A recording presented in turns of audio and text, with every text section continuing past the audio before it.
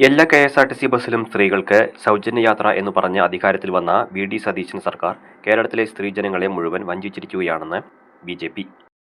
മണ്ണാർക്കാട് മണ്ഡലം committee KSRTC ഡിപ്പോയിലേക്ക് പ്രതിഷേധ March നടത്തി.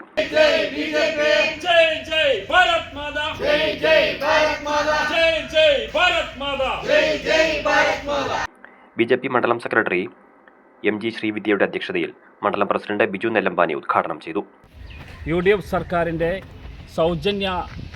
സ്ത്രീജനങ്ങൾക്കുള്ള സൗജന്യ യാത്ര ഇന്ന് ഉദ്ഘാടനം ചെയ്യപ്പെടുകയാണ്.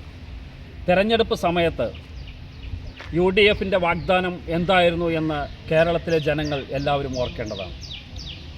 യു.ഡി.എഫ് അധികാരത്തിൽ വന്നാൽ, വി.ഡി. സതീശൻ സർക്കാർ അധികാരത്തിൽ വന്നാൽ കേരളത്തിലെ കെ.എസ്.ആർ.ടി.സി ബസ്സുകളിൽ മുഴുവൻ ബസ്സുകളിലും സ്ത്രീജനങ്ങൾക്ക് സൗജന്യ യാത്ര സംഘടിപ്പിക്കുമെന്ന തിരഞ്ഞെടുപ്പ് വാഗ്ദാനം ഇന്ന് ഇവിടെ ലംഘിക്കപ്പെട്ടിരിക്കുകയാണ്.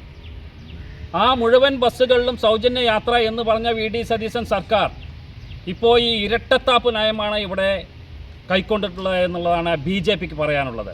കാരണം ഓർഡിനറി ബസ്സുകളിൽ മാത്രം സ്ത്രീകൾക്ക് യാത്ര അനുവദിച്ചുകൊണ്ടുള്ള ഒരു സർക്കുലറാണ് ഇപ്പോൾ ഇറക്കിയിട്ടുള്ളത്. ഇന്ന് ഉദ്ഘാടനം ചെയ്യപ്പെട്ടിട്ടുള്ളത് ഓർഡിനറി ബസ്സുകളിൽ മാത്രമാണ്.